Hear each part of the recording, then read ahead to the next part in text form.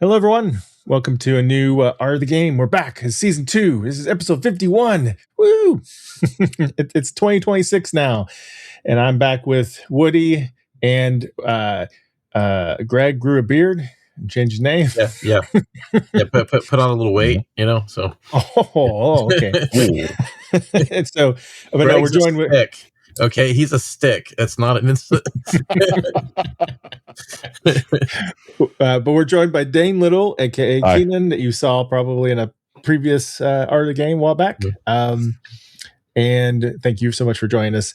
So at the last minute.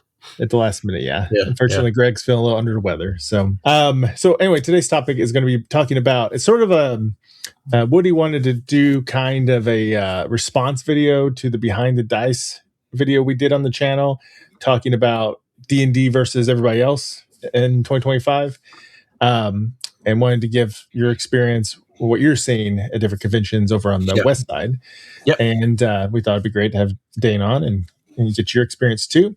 So that's what we're going to talk about. We're going to talk about how's D&D doing, what are games that we're seeing that people are liking and playing, and what we think we'll see in the future. So because you were talking about all because there's all these new 5e variants that are out, and you were talking about those, and you're talking about Blades in the Dark, and a lot of those games are very hot right now.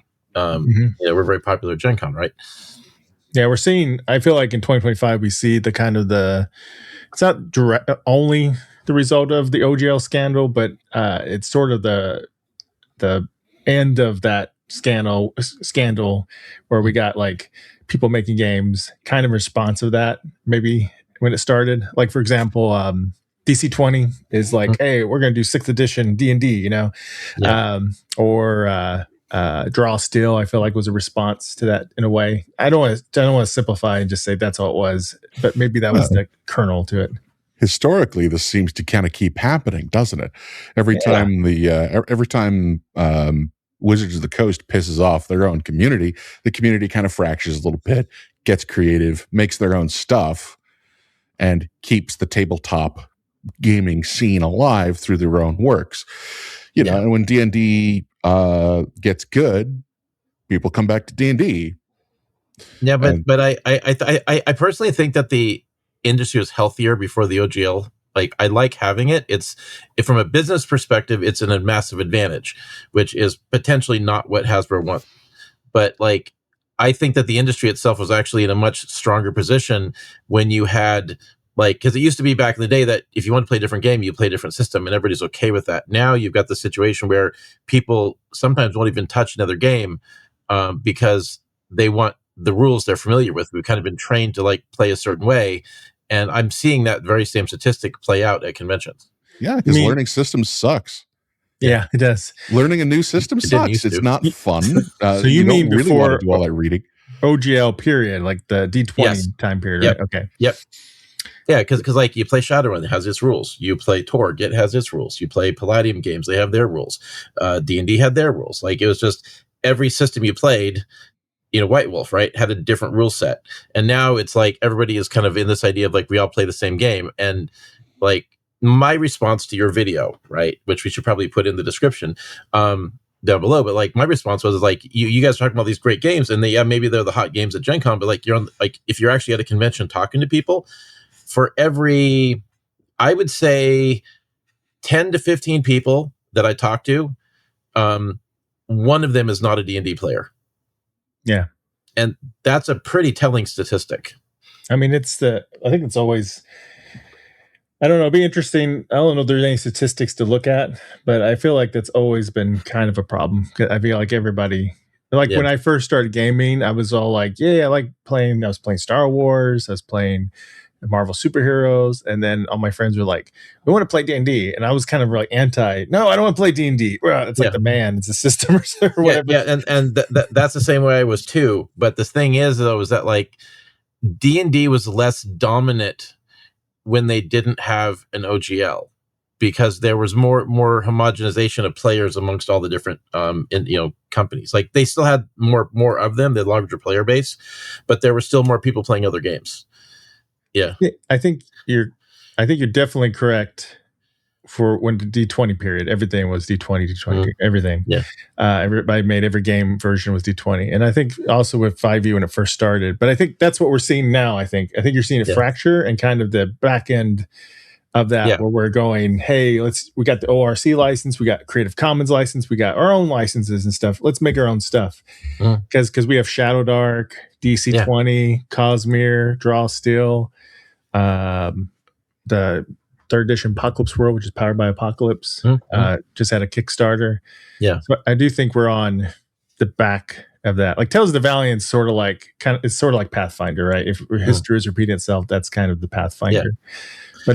But a lot of this other stuff is like going to all sorts of directions. Well, I have Pathfinder. Pathfinder 2 was kind of big. I mean, it's expensive to get into it because the books are pricey, but and it's confusing because they've done 2 Pathfinder 2s now, and they relaunched all of the books, and now it's all different. Do you have a perspective of this discussion game? Because, like, in your case, you came into role-playing games somewhat after this golden age we're talking about, and like you didn't live through seeing it in the 80s, right? So it's like, how is that for you, given that you're a more later player to enter the scene? Well, my first tabletop gaming experience was 3.5. Right? No. I started with 3.5. Okay. Which was fun and interesting, and I had a fun group, and this was when I was like 19 years old. Something like that. Yeah, I was 18 or 19 years old, and group of friends got me into it. They wanted me to play some tabletop, and they gave me a little crash course on the rules, and I played a bit of 3.5, and I really liked it. And that was my first kind of core experience with D&D. Of course, I hadn't realized at that time I had played when I was more like 14 years old. I'd played a whole lot of Baldur's Gate, the original Baldur's Gate games. I didn't know that those were D&D. Okay. I had no idea. I mean, the video games, right? Yes, they were the video games, right? Those use the same rules as AD&D, right? Yeah, they had the Thaco armor system. They had, which is I think that's 2nd edition, right? Yeah. So I was familiar with that, and that was sort of my baseline understanding of tabletop, I guess, right? Because that's what I related it to when I got into 3.5. Is okay, got it. So, wait, the higher armor value is better because geez, so and then when I actually became a DM and wanted to run games, I kind of somebody, I think it might have been you, Woody, told me that 3.5 was not that great and that Pathfinder was the way to go. And so I ran for. That was probably Aaron. Was it Aaron who said that? Probably. Where I came in the scene where I was the primary disruption in your campaign, I'm like, oh, you need to talk, Keenan. And we had to go have that like heart to heart outside. So there we go. Is that what happened? Whatever. Yeah. It doesn't matter. I got into Pathfinder, and that was my first real experience with running games, dungeon mastering. And I ran a campaign for 3 or 4 years in that system. It was a wild campaign. It went all over the place. I was at one point I had, I think, 9 players at peak. Nice. It was absolutely madness. And we managed to actually finish. We actually resolved, I think, after several different adventures, we kind of resolved the campaign. So that was my journey. And since then, now that I've gotten back into DMing, I find that 5e was actually really wonderful. Mm-hmm. It was really nice. And 2014, not 2024. I'm not really happy with the new rules. No, not everybody is. Well, I mean, have you tried any of the new ones like Blades in the Dark or Tales of the Valiant or? Haven't touched them.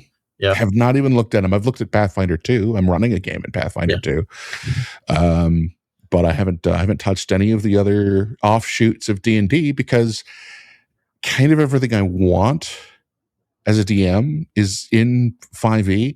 The things that I'm not happy with in the system, I'm able to kind of house rule for myself. Mm-hmm. I'm able to maneuver and work with the system as it is to get it to make it work for me. And there's a really kind of wonderful thing about D&D. It's been all around for so long. The Forgotten Realms mythos and multiverse has been around for so long that there's so much material there for me to adapt into whatever world I'm building. If I want to have the players solving some sort of a mystery that leads into some sort of spiritual warfare between demons of the abyss and crazy alien creatures from another sphere of reality, I can do that, and I've got the tools right there. I've got stat blocks, things that are relatively easy for me to convert to 5e if they haven't already been. Well, I have this massive mythos to work from. Yeah. Not every system and not every setting has that available. It's such a massive tool chest. Well, that's probably a lot of why D&D retained its dominance, is not just from the accessibility of 5e, but like those elements you're talking about. Right. Like, in the 3.5 era, there were so many books. There's so much material that was made. You know,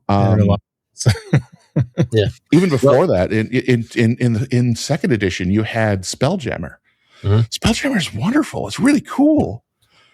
Well, that's also a lot of what I like about the drinking game that we call Woody calling up the Rifts RPG, because Palladium has a similar situation where they actually, I think, have more material than TSR did. But the amount of material on my shelf over here, like I could run campaigns just on these books the rest of my life and never even hit half the storylines in those books. Like, it's the problem is the only guy I know that knows this much about Palladium or plays Palladium games is you, Woody. You're the one I know. I am not the only one, believe me. I'm sure, but you're the only one in my circles. That's the problem. I've seen your collection of Palladium books. I've looked through them. They're great. There's a huge amount of material there. I completely agree. I've played in, I think, a couple of different games that you ran. Yep. And they were a lot of fun. It's a cool system. Yeah. So, I would say that Palladium is absolutely a worthy competitor to D&D and the whole D&D-averse. Well, they were actually, at one point, they were the number 2 company in the world. Great. Yeah. And from what I've seen, they deserve that. Yeah. Great. But that's not, I don't know how to run that system, and I don't have the books for it, so I just do D&D. That's all I run, man. D&D and Pathfinder. I think every time you go, so I think it's like when people go into the hobby, a lot of times they're going to stick with the system they start with, and a lot of times D&D, because it's hard to learn other games. There you go. It's really dedicated. Once you wrap your head around the logic of a given system or a family of systems, because I've branched out a little bit. It's easy to work with it, and as a DM, I want to be focused more on the setting and the story that I want to tell than the mechanics. Mm-hmm. You know. Well, what interests me, part of what caught my attention with that the episode that we're responding to on the main channel is, I guess the main series is that you guys are talking about all these other games and Pathfinder 2 and so forth. And it's like, when I go to these shows, it's interesting that you run into Pathfinder players, but not very many, right? I've probably talked to 3 or 4 people that play Powered by the Apocalypse games. I've talked to, I think, maybe 5 people in the last year of 2025 that were Pathfinder people, right? And you run into the occasional White Wolf player, and it's like, but it's just 5e after 5e after 5e after 5e, and and I think a good majority of them do not want to play 2025. Just from some of the conversations I've had, when it came up, there certainly seems to be a bias in favor of the 2024 edition. Because 2014, you mean? Yeah. Did I say 2020? Oops. Yep. 2014. Yeah. Well, I did the same thing earlier. Yeah. Well, it's an interesting thing to have done, because when you look at the book, aside from any criticism on the presentation of it, this whole thing looks like it's full of AI art, and the fact that everybody's happy. But the thing is, happy people, what? No, it doesn't have grit. That's the thing, is the art has no grit. But the thing is that all it seems to be, from what I can tell, is they just made it more powerful, and they called that better. And that is absolutely the most unsustainable thing that you could ever do if you're putting out a new edition, is to engage in power creep. And I like the new exhaustion rules. That's one thing I like. That's the only thing I can say right now. Okay, so I did actually. Should I even talk about this? I decided I wanted to create a system for creating a survival challenge, right? Okay. Where you had to actually work on the various difficulties of actual survival in the wilderness. And so I created an exhaustion system where not resting enough or, doing hard labor or hard travel over a day would stack up exhaustion points. Yeah. And I had a scale from 0 to 20. At 0, you were totally rested and fresh. And at 20, you were incapacitated. And you had various penalties all up and down that scale. Just as an exercise. And I got done designing this thing, and then I found out that it was not fun. I would describe this system. I would have people look at the rules for the system that I designed, and they would all shake their heads and give me the same feedback. Yeah, this is cool, and it's like realistic or whatever, but this doesn't sound fun. Yeah. Nobody is joining a game for a real-life simulator. I know. Dang it. I put a lot of work into that. Yeah. Well, that's actually an interesting thing for me because, you hear this complaints about 5e being a superhero game, right? People are like, oh, everybody's just tough and powerful. But, when you actually read the rules, it's not actually like that. It's just the game is very stripped down. And the way it's presented, it kind of creates the illusion of that. But they have all the tools in there for a GM to run it gritty. They just, people just don't do it. And so the criticism actually is it's an indictment of the people running the game and how they want what they want to have at the table. It's not an indictment of the game itself, right? And so it's like if you don't want to run a game that's like a superhero game, then don't run it like that. And it's funny because Shadowdark is very much a gritty, hard game, and it's very popular. So it is. And then 10 Torches Deep is interesting because they have to I kind of like that idea of you count the game in real time and then you have the torches, and when you can run out of light on your way out because nobody has dark vision in that game. And that's potentially and you have limited gear topic we had, but so it's like elements like that trying to bring this grit back into the system is kind of neat. So let me just to give you guys something to think about and stuff. Let me give you some stats about that. Okay. And then you also, if you have anything. So the most played RPGs at Gen Con, I'll just give the first 12 from this year, 2025, or last year, I guess. Obviously, first was Dungeons & Dragons, the various editions of D&D. Sure. Number 2 is Pathfinder. Mm-hmm. Number 3 is Call of Cthulhu. Okay. Call of Cthulhu. Yeah, I like Sandy Peterson would be happy to hear that. I should message him. Number 4 is Starfinder. Okay. Number 5 is Dungeon Crawl Classics. So you got a little OSR action going on. Good old DCC. Yeah. Number 6 is Cyberpunk. Okay. 7's Avatar Legends. What, really? Yeah. Which uses powered by What was number 5 again? What was number 5 again? David? Dungeon Crawl Classics. Dungeon Crawl Classics. Are you not familiar with it, Keenan? Not familiar. So the main thing about them is they use the entire set of goofy dice, all the way from a D2 to a D100, and so you have the escalating proficiency die as you stack on difficulties and penalties. So you die upgrades with your character. Yes. Yeah. Neat. Okay. It's an OSR. It's kind of a throwback in the vibe, at least, of old school D&D, and then it's also one of the first. Maybe the only, I don't know if it's the first or not, but it's the one that made it popular of doing level 0 characters and die. Shadowdark does it too. Nice. It's one of those where you can die in character creation. No, it's like you can make like a Shadowdark version of it. You make 4 characters. You're going to this dungeon. It's highly dangerous, and you're just trying to get out of the dungeon with at least 1 character alive at the end. So of your 4. And that's the way to play. I've derailed. Continue with the list, please. I'm sorry. Yeah, okay. So Avatar Legends, number 7. Number 8, Shadowrun. Number 9, kind of surprised, Pirate Borg. Number 10, Savage Worlds. Hold on. Okay, Borg is a category of games, right? From Sweden, right? I think it is. Yeah. So it actually. It's not Cyborg, Keenan. It refers to a game style popularized in Europe. It's using a Swedish Borg. Yeah. Okay. Borg. Yeah. Fair. Yeah, Okay. it is the hot pirate game right now. I've run into lots of people that play it. Yeah. Okay. Yeah. People are excited to play that game. It's got a lot. It's got wonderful art too. So it's and very much a Pirates of the Caribbean vibe. Yeah. So number 9 was Pirate Borg. 10 was Savage Worlds. 11 was the Cipher System by Monty Cook Games. And I guess it tied with Daggerheart. I was wondering where Daggerheart was in this list. I was like, there's no way Daggerheart's on this list. Yeah, no kidding. And number 12 is Shadow Dark. And of course it goes on and on, but that's the big top Travelers 12. Anywhere in that list? I'm sure there was probably a Traveler game at Gen Con. I'm sure there was, but not in the top 20 most played ones.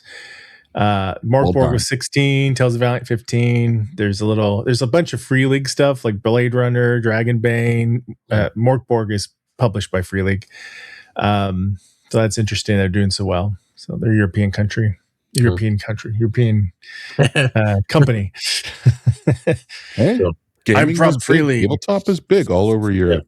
And Vampire Masquerade, another throwback, is number 13. Yeah. Okay. Yeah, and like Vampire Masquerade. Yeah. Didn't I hear there was some sort of there's always something going on about that one. There was some sort of controversy. Well, Vampire the Masquerade kind of like invites it because the people that play it are really passionate about it, and it can get kind of immersive.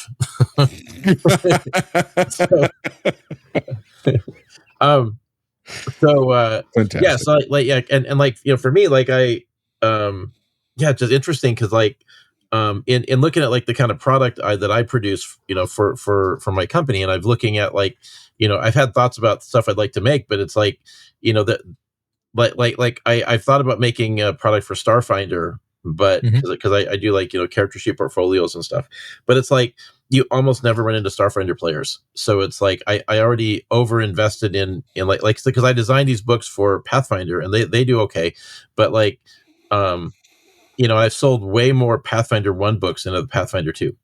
And I've actually had to do a reprint of my Pathfinder 1 books for the portfolios. But like I've got this massive stack of ones for Pathfinder 2 because I mistakenly thought it was going to be bigger than it was. And people are playing it, but you don't really run into them that often. I actually find that there's more people playing AD&D than there are Pathfinder in my experience. And really, AD&D has had a resurgence. What region of area? Just so people know. Washington State and Portland area, like Washington, Oregon, right? So go ahead, Keenan. AD&D has had a really interesting resurgence. Yeah. There's kind of there was sort of a revolt against the 2025 rules of 5e, and there's a 2024. 2024. Is that what it? Didn't we just say it was 2025? We did. Yeah. 2014, 2024. I know it's confusing. Well, it's interesting because I'm meeting a lot of people that are. It turns out that they're old players that never stopped playing AD&D, and they kept their campaigns going this whole time. Sure, there are people who have done that, and there are other people who went back to AD&D because the scuttlebutt online is that 5e is soft. It's for theater kids, and if you're a real gamer, you're going to play advanced D&D. You're going to go back to AD&D, and you're going to die over and over, and that's what you're going to do. You're going to crawl over broken glass because. Well, there is a reason why the old school revival games are popular. Because they were good games. I mean, we can go back and we could play, Strategos or Chainmail now. Yeah, it's not like you can't run a good game in old systems. Wait, do you say Stratego? Yeah. Because I happen to have a Stratego board right at my desk. Oh, wow. That was No. Not the little kid's board game. I'm talking about the. It's not a little kid board game. No. But there was a Napoleonic war simulator, battle simulator. Game, right? Called, was it Strategos? Yes, that's the board I just showed you. No, different games, dude. Okay, all right, whatever. I'm saying that. Yeah, it's one of the origins of wargaming. Really, was the is the root of what we now know as tabletop for gaming. Sure. Yeah, totally. No, for sure. Yeah, this is the lineage of D&D goes back into through chainmail and into these especially that one Napoleonic era battle simulator game, which was very, very popular in the Midwest, kind of in the Twin Cities. Well, the animated spellbook actually put out a whole bunch of AD&D videos because he was playing it with his friends, and and there's all these really funny cartoons on the subject. And I watched Z's video on how they survived dungeons and AD&D by being very, very polite. Yeah. By using chickens to scout out. That's a good idea. I love his one on grappling. Oh yeah. Mm-hmm. Yeah, that was good. So, grappling is one of those things. Sorry, that's a rant that I could get into on 5e because grapple rules make no sense. There's no reason you would ever grapple anything because it doesn't accomplish anything. Yeah, it just sucks. Do you like 2024 version better? They changed grapple. Did they change grapple?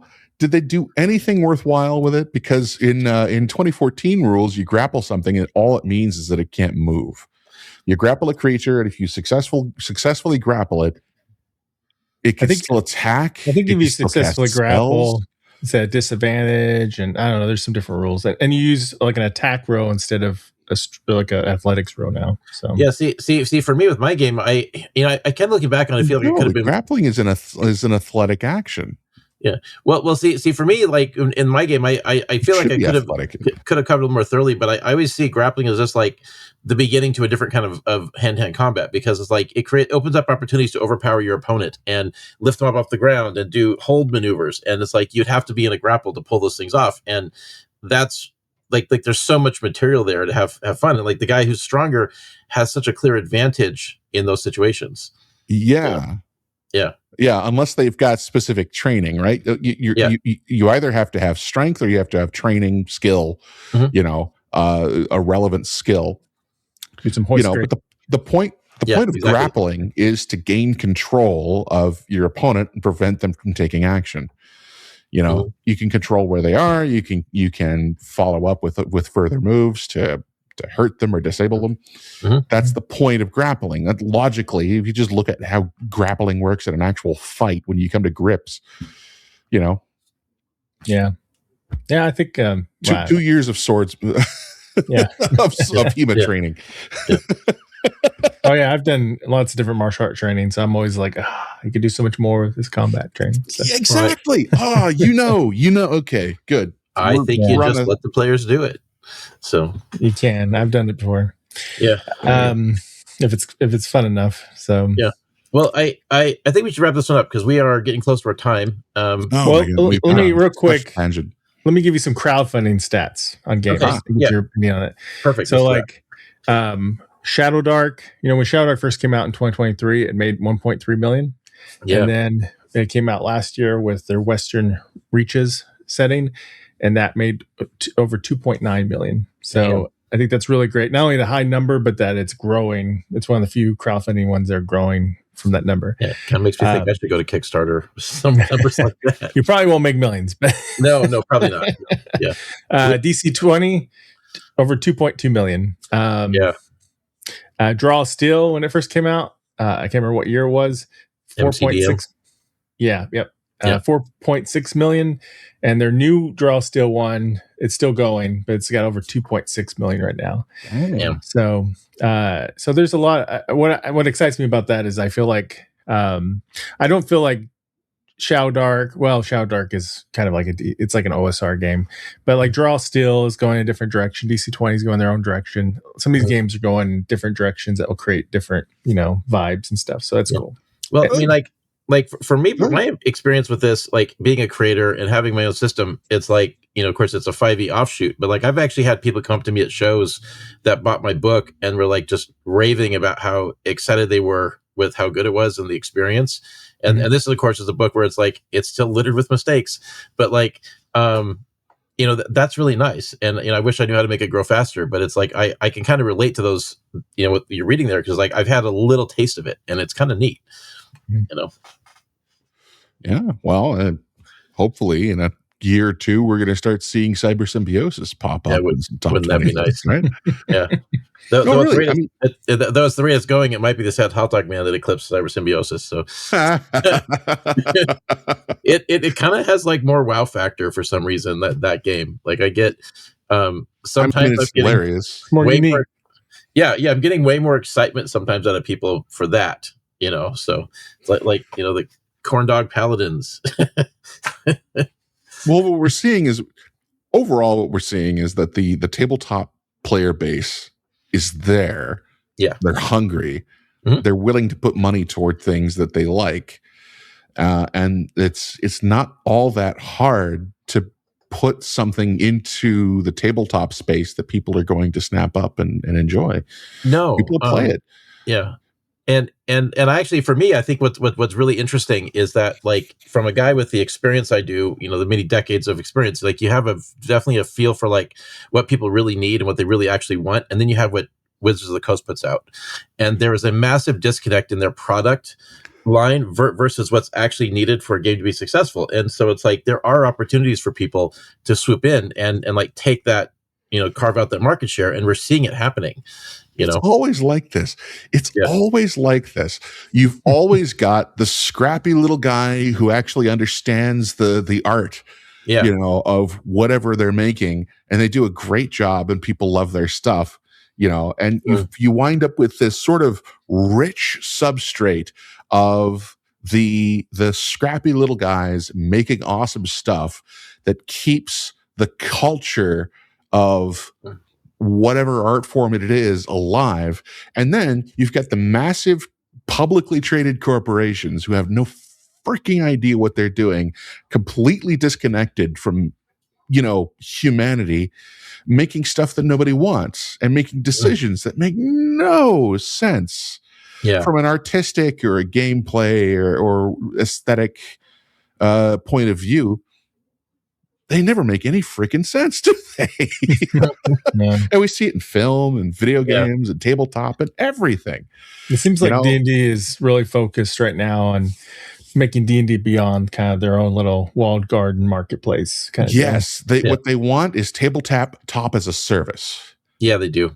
And I wouldn't be surprised if they are drooling at the mouth at the idea of getting some sort of AI integration into it. That's already happened. Of course. Let's just go down the corporate checklist of bad decisions. That was already happening. They're going to check every box. Yeah, that was already happening. Their tabletop. Their just tabletop didn't meet their corporate expectations fast enough, so they canceled it. Which, admittedly, I think they canceled it prematurely. But there are already companies swooping in when they failed to do the same thing. If you're listening to this YouTube video, you may already have had a commercial for a company that's offering an AI dungeon master, and I was like, "Are you kidding me?"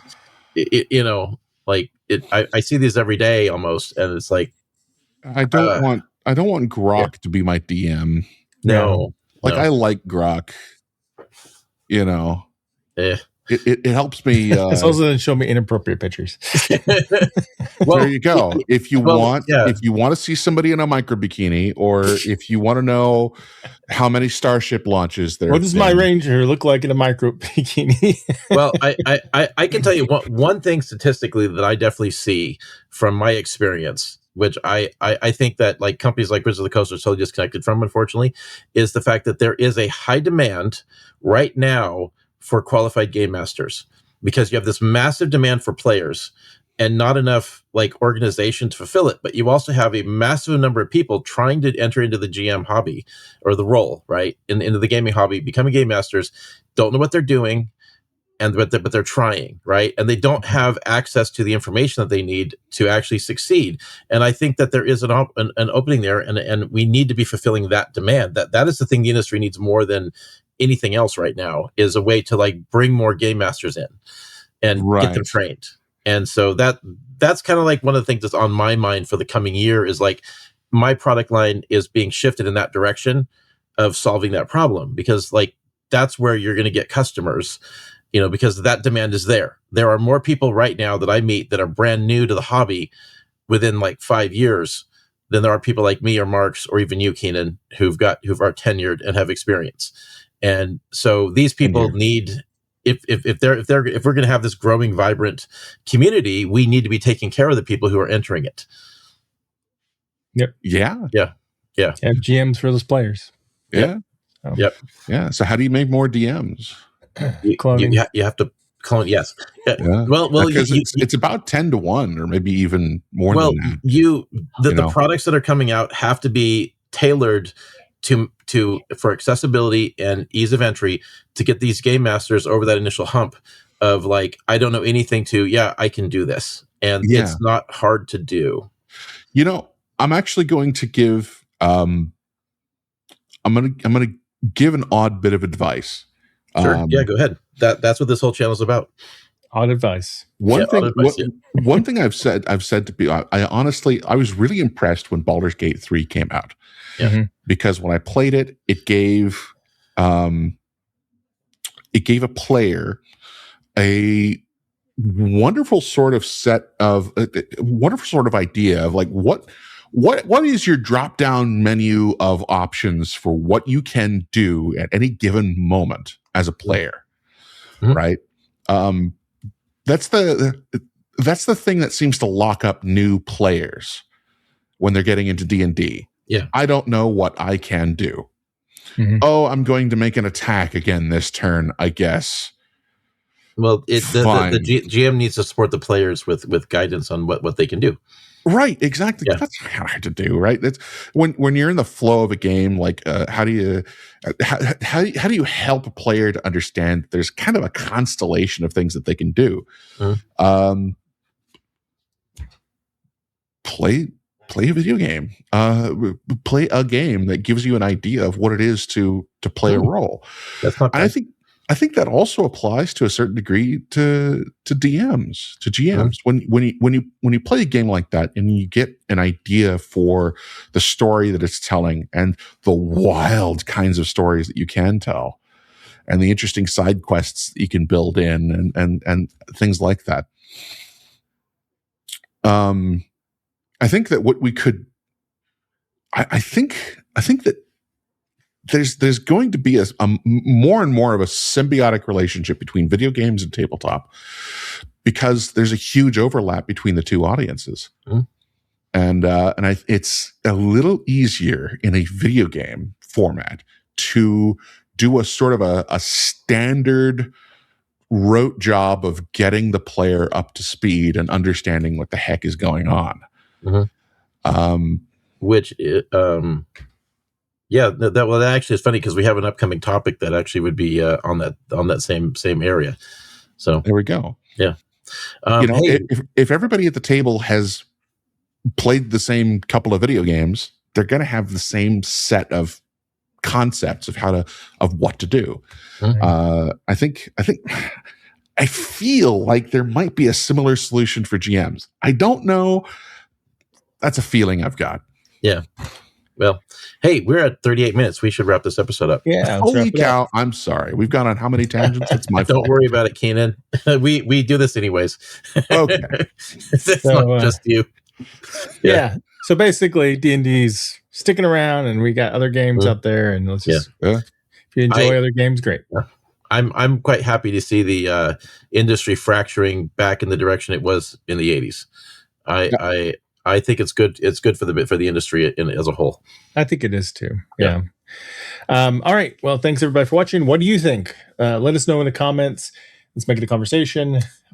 We'll check. We usually answer in a day or two or so, or put our feedback or thoughts into it.